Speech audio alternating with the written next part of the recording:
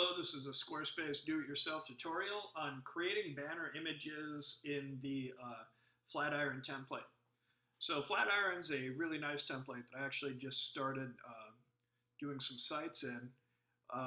Some of the things I really like about it is it's got a really dynamic homepage like this where you can show off different sorts of galleries and pages. You can have galleries inside this, you can have home pages. It's all run by Ajax and really static on this single page, which is really kind of nice.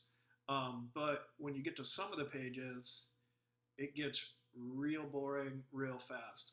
I was kind of surprised that there's no opportunity to put in a banner image or anything like that, which is pretty standard website practice right now. So I figured out, why not go ahead and create that custom. So what we're going to do is we're going to be in the Flatiron template, and the first thing you're going to do is go to any page that you want to add a banner image to. Note when I say any page, that's not index pages. Reason for that is index pages are all programmatically run to have a series of thumbnail images that expand down and go to other pieces of content, kind of like this. So when you expand that down, it's going to go to this content. You can hit this one over here. It's going to go to that and do stuff like that.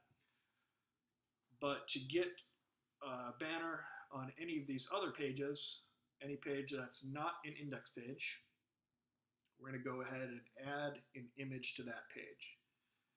So how this works, if you've seen my tutorial on adding banner slideshows to templates like Bedford or something like that, that's kind of where this idea came from. You're going to want the first block on your page to be an image block. Add an image just like you would normally.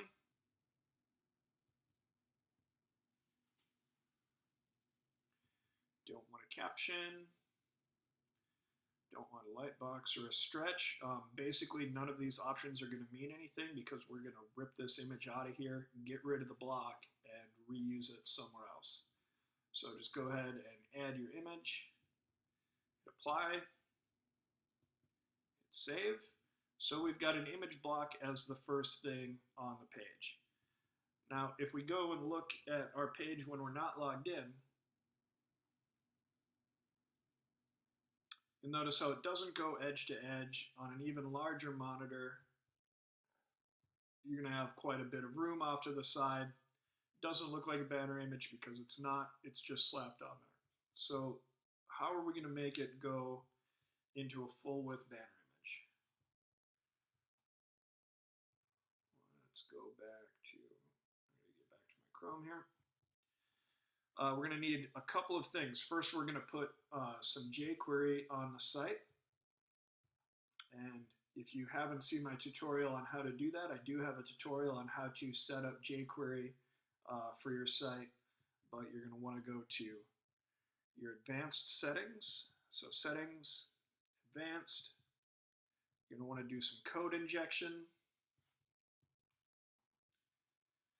And then you're going to plop in this. This is like straight from Squarespace's help on how to use jQuery as well. So basically, they host the plugin for you. You're just calling the Google Ajax library.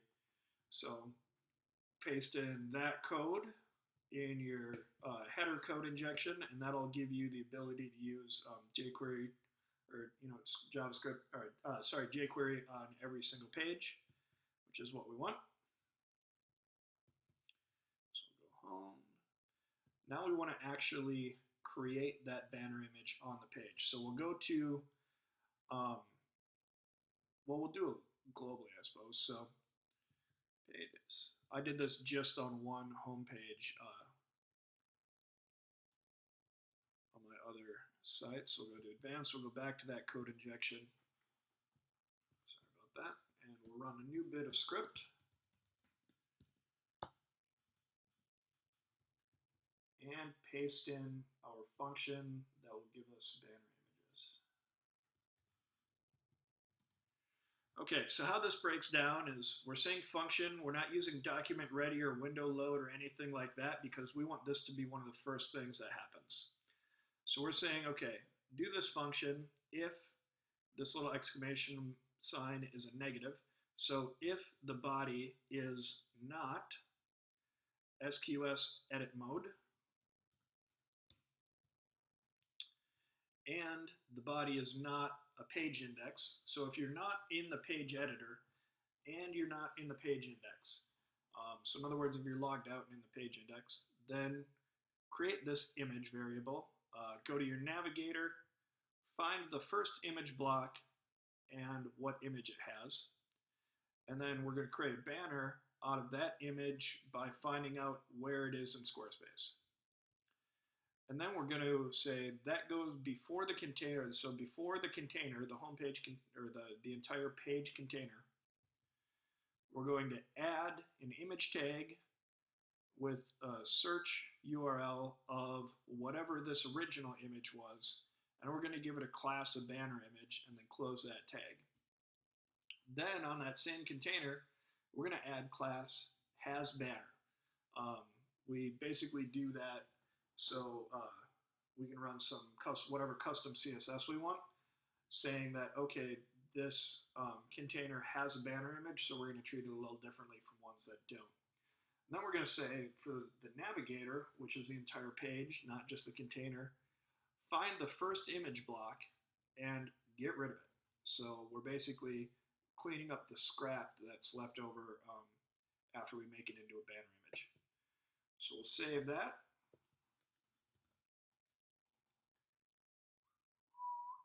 Run it over here, you'll notice we have a full screen banner image, but it goes the entire width of the template. So what we're going to want to, basically it inserts the image, but it isn't constrained to the template width. So we're going to want to do some CSS on that image. It's also really tall and whatnot. So let's go to our CSS. Settings, oh, sorry, not settings, design, custom CSS, open in a new window so that we can see what we're doing, and let's paste some CSS in there. So how this works is, so custom banner image, that banner image tag that we added onto the image, we're going to make it just 100% width, and we're going to make the height auto. So that means that don't make it any bigger than what the page is, and then make it so that the height automatically adjusts to the width, so that it'll keep the aspect ratio. So then for the body that's not in the editor, so logged out editors, this is something that I had just for that one collection.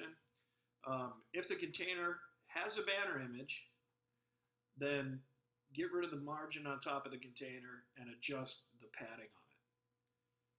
So you'll notice how there's a ton of extra room down here because it thinks that there's still, you know, some room, and it's got some padding, and there's a bunch of stuff on top of this template to make room for the header, basically. So this image actually starts right here. You could add a margin to the top of it and have it start right underneath your header, which is what some of this white space is for, but this actually goes right behind the header. So you can take this header and actually turn it semi-transparent.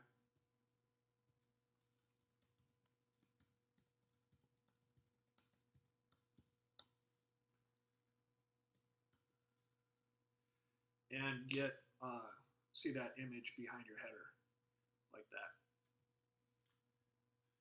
So, in fact, I'll add that. Well, we won't add that code in there. But so that's how you do that. We're going to hit refresh to get those CSS changes that we had. Okay, so now our image only goes the full width. Notice I'm trying to scroll and I can't. The image is a lot smaller than it was before. And then a bunch of that top margin and padding is gone. So this is a lot tighter. We can also adjust that, that custom CSS It's okay. Instead of not having any margin at all, let's give it 30 pixels on the top. And then you know what? We're going to cap this image height.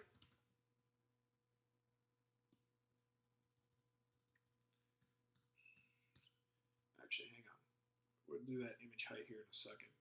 I'm going to show you how to crop down the image height as well so that it's not so tall. You could just, take the image into Photoshop or crop it and then upload it. Notice how we've got more padding here, but we'll actually do it a little different.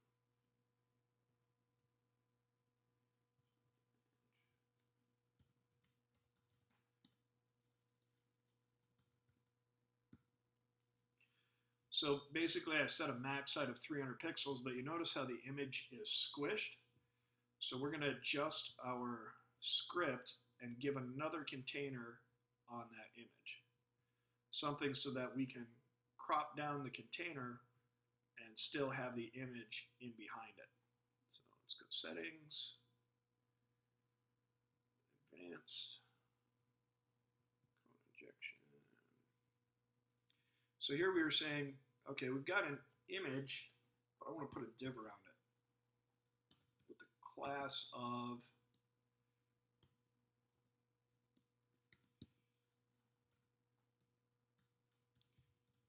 banner wrapper.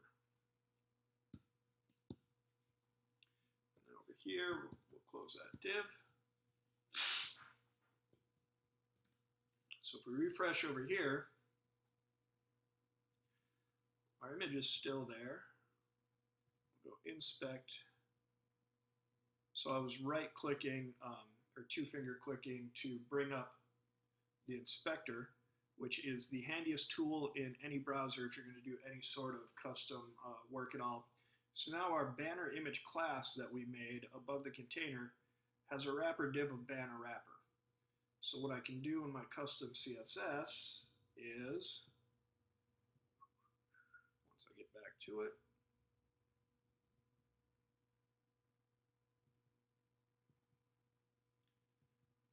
window. So I've got banner image, wrapper.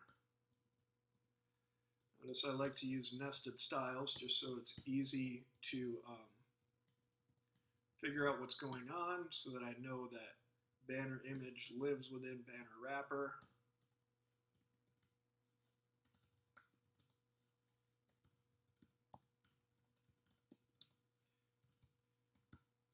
And I don't have to repeat myself at all. So how this reads is so that div banner wrapper is going to have a max height of 400 pixels and the overflow is going to be hidden. Banner image can have whatever the heck height it wants. You're only going to see the top 400 pixels of it. We can get even crazier, which I'll show you in a second. Show you what this does. So, bam. Now it's a 400 pixel high image, but you don't see any of the water, which is kind of lame. So let's put it a 400 pixel high image and center it. So what we're going to do is change this to a hard height of 400 pixels. And we're going to go position,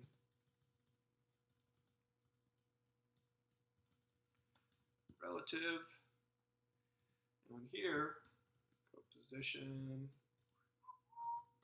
can't type today, absolute.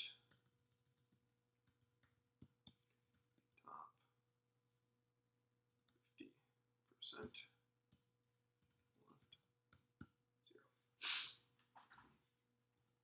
And then the important part is translate y -50%. And we've got some things that we have to put onto this for WebKit and other browsers. So this is saying, I'll break it down to you after I'm done with it here.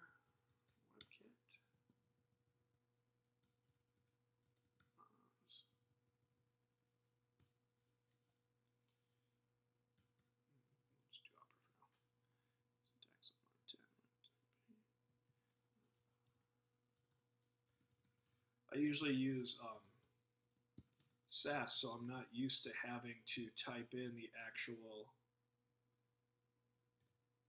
transform and translate stuff.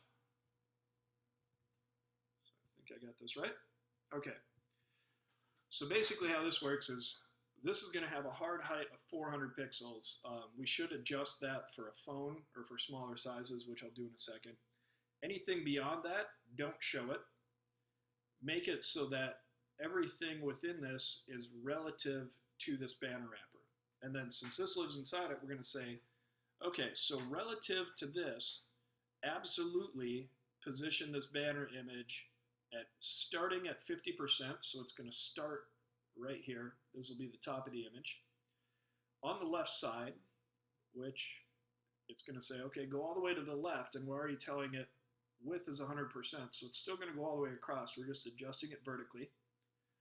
So top 50%, start right here, and then translate negative 50% y. So on the y-axis, which is up and down, go back half the image, so that the middle of the image will be exactly the middle of this container. Do that for general, do it for WebKit, so Safari and Chrome, do it for Firefox, do it for Opera. I can't remember the Internet Explorer one off the top of my head. I think Transform might work for that. But we'll save this and see what we're working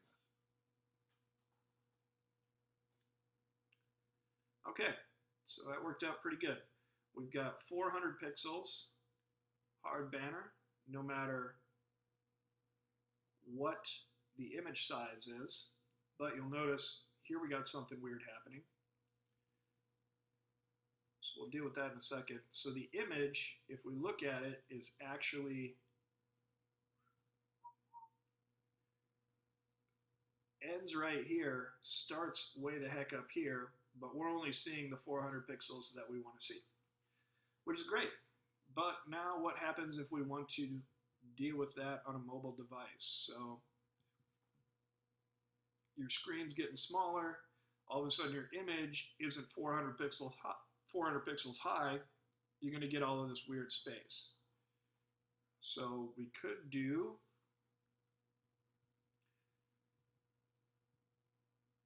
where this has a max height of 400 pixels.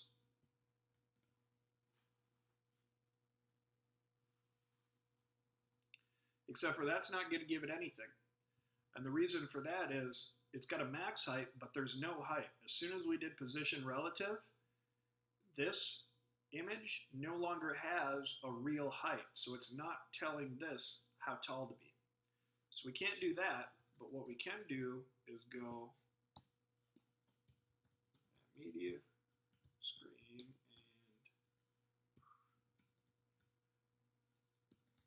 max width 640 pixels.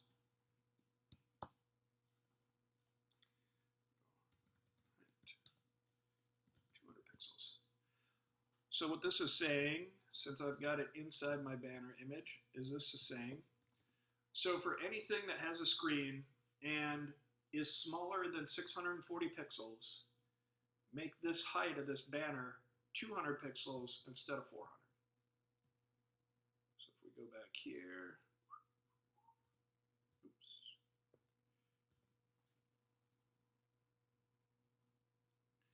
I'll wrap up this tutorial really quick, I promise. So we've got our 400 pixels there, comes down, we've got 200 pixels.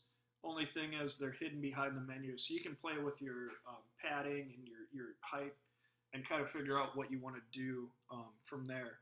But that's pretty much how you make a banner image on a Flatiron template. So a couple things to note is that script that we wrote,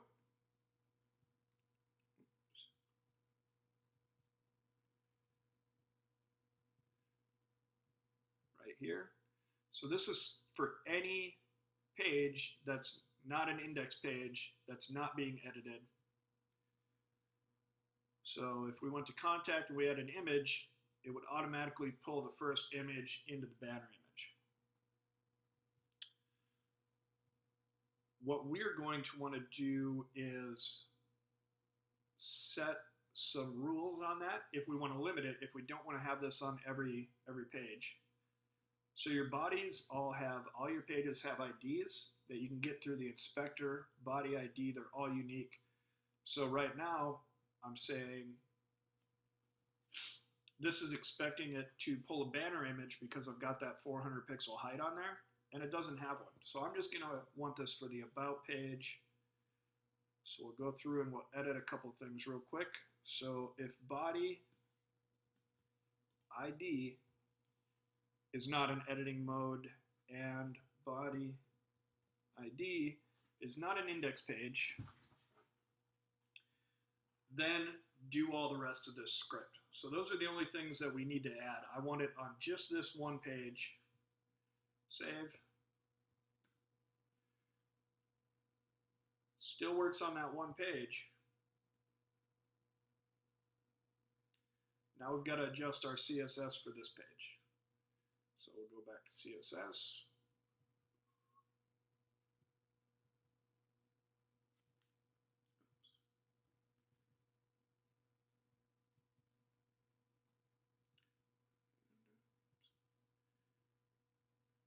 So our banner wrapper is set, and now we just want to set body. So body on this collection, if it's not that, then set all of this other stuff. And we're going to say, if it is, the about, God dang it. So this is saying the about page collection, then not in editor mode. And here we've got the about collection all of the time.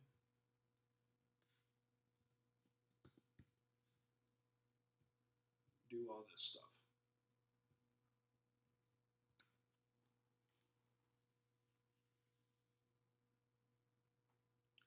So that sets that back to how it should be.